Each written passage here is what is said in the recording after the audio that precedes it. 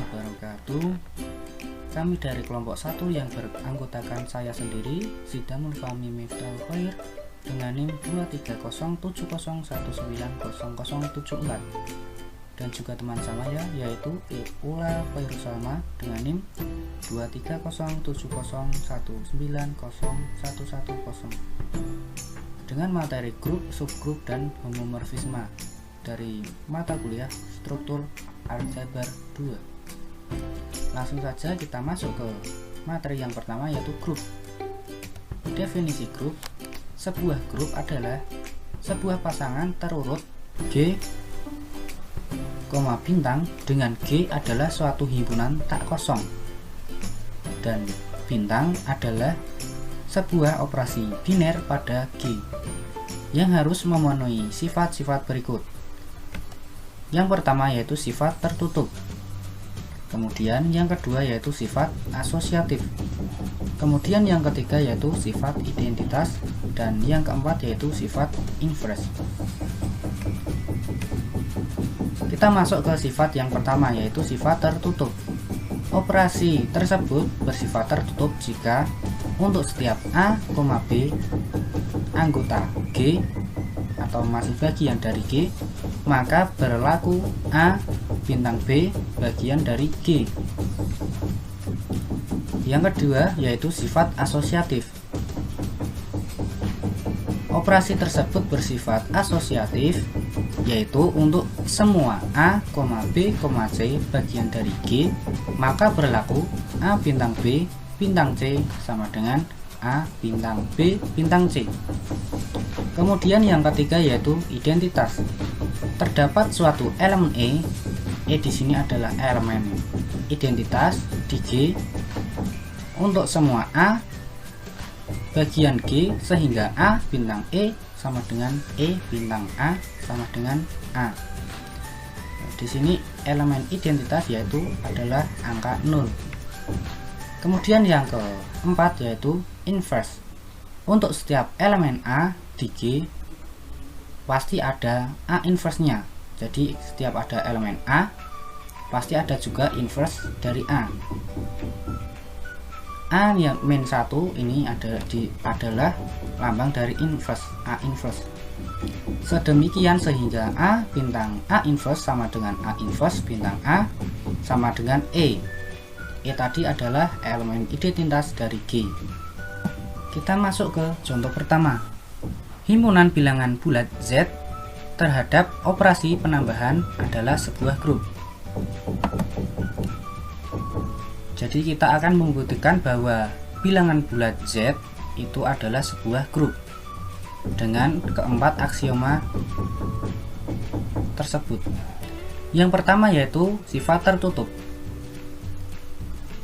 Z dikatakan tertutup terhadap operasi penambahan karena berlaku A plus B bagian dari Z untuk setiap A, B bagian dari Z.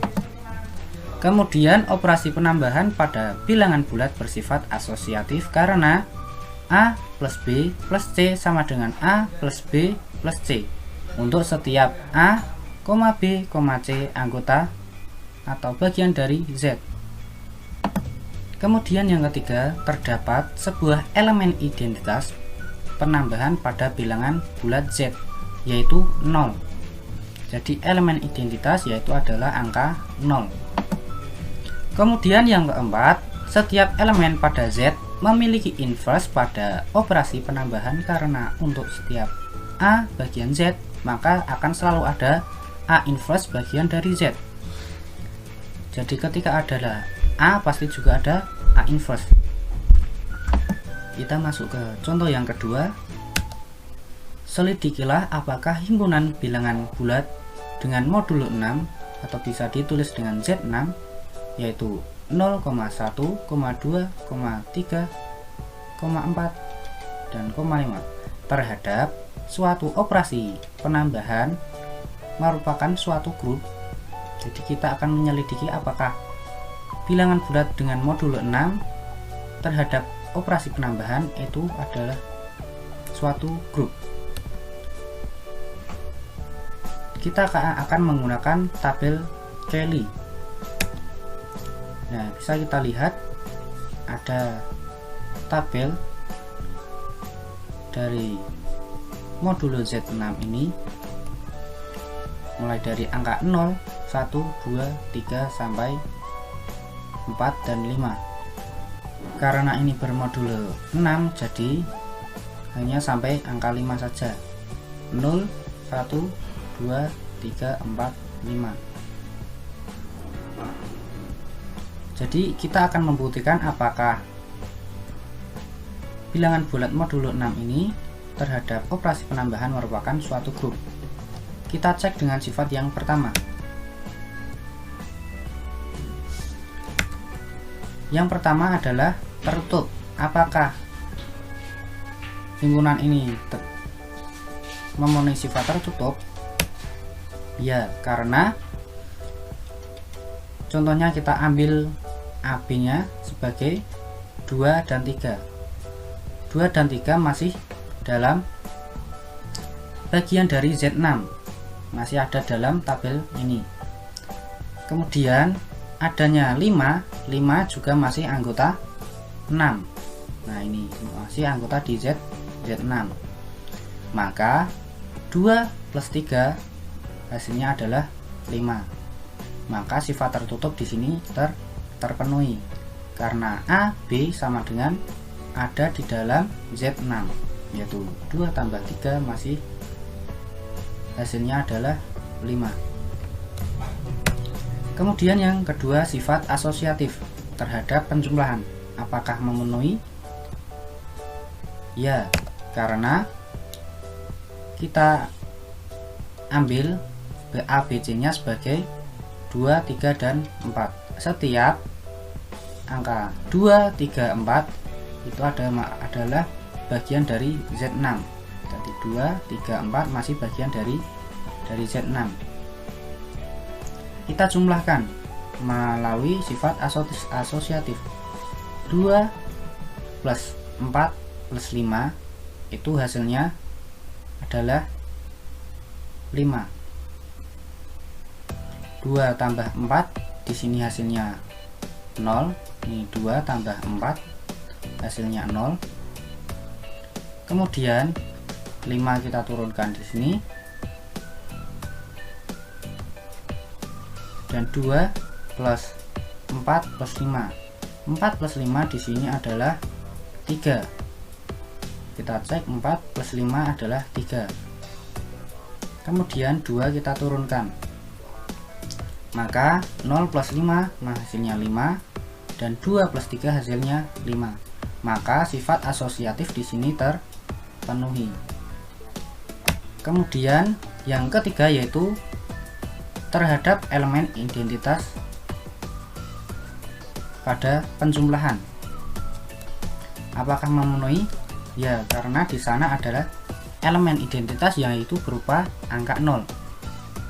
Ada angka 0, adanya 0 itu masih bagian dari Z6. Nah, ini angka 0 itu masih bagian dari Z6. Kemudian setiap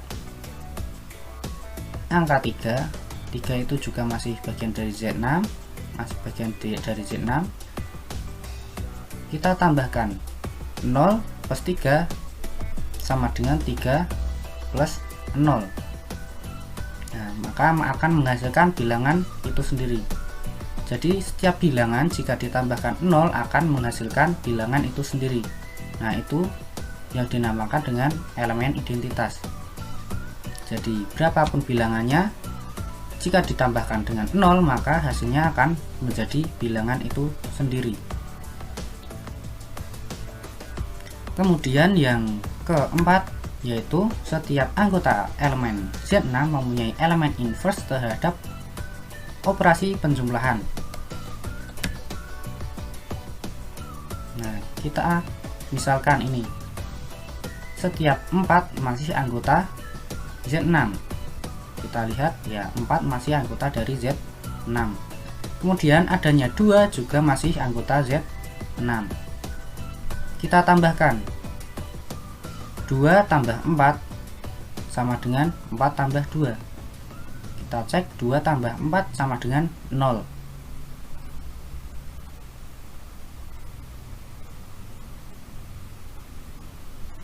Nah, maka ini sifat inverse terpenuhi. Karena memenuhi keempat sifat atau aksioma, maka Z6 terhadap operasi penjumlahan itu merupakan suatu grup. Mungkin ini yang bisa saya sampaikan, selanjutnya akan dijelaskan oleh Mbak Ula Khairul-Salma.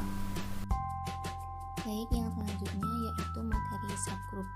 Terlebih dahulu kita ketahui definisi dari subgroup itu sendiri, yaitu suatu himpunan bagian H dari suatu grup G dikatakan subgroup atau grup bagian dari grup G jika H merupakan grup dengan operasinya sama dengan di G. Dengan demikian, untuk mengecek suatu himpunan bagian H dari grup G adalah subgroup, harus dicek yang pertama, H merupakan bagian dari G dan H tidak himpunan kosong. H tidak boleh himpunan kosong. Yang kedua, H merupakan suatu grup yang operasinya sama dengan G. Nah, untuk simbolisasinya kita gunakan simbol yang hampir sama dengan kecil sama. Yang pertama dibaca H subgroup G, dan yang kedua lebih kecil itu dibaca tepat subgroup atau subgroup sejati. Sekarang kita langsung masuk ke contohnya. Identitas sendiri merupakan subgroup dari setiap grup.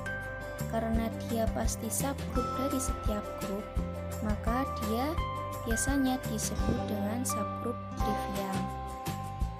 Nah, jika ada H tapi H tidak sama dengan E, dapat dikatakan H subgroup tak trivial.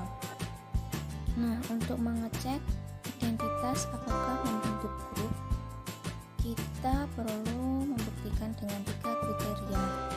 Yang pertama yaitu asosiatif.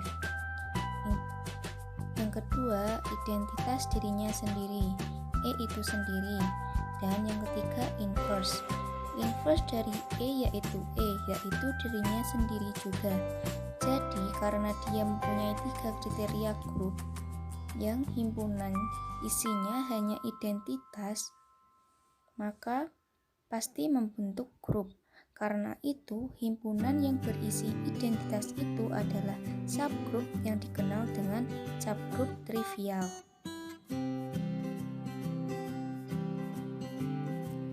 Masuk ke teorema, sebuah subhimpunan H dari grup G adalah sebuah subgrup dari G jika dan hanya jika yang pertama, H tertutup terhadap operasi biner pada G. Yang kedua, elemen identitas E di G adalah identitas pula di H. Dan yang ketiga, untuk setiap A anggota H, maka A inverse anggota H. Bukti yang pertama, H subgrup G, sehingga dapat kita amati dengan mudah bahwa poin yang pertama, 2, dan 3 terpenuhi. Diketahui poin pertama, 2, dan ketiga akan diselidiki bahwa H subgrup dari G. Untuk membuktikan bahwa H subgrup dari G, maka tinggal kita buktikan bahwa berlaku sifat asosiatif pada H. Karena H bagian dari G, maka sifat asosiatif di H mengikuti sifat asosiatif pada G. Karena G grup, maka jelaslah berlaku sifat asosiatif pada G, sehingga berlaku pula sifat asosiatif pada H.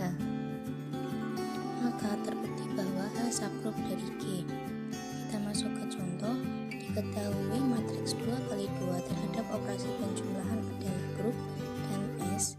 Apakah S subgrup dari matriks 2x2? Penyelesaiannya, S merupakan subgrup dari matriks 2x2 jika untuk setiap A, B anggota dari S, maka AB inverse anggota dari S.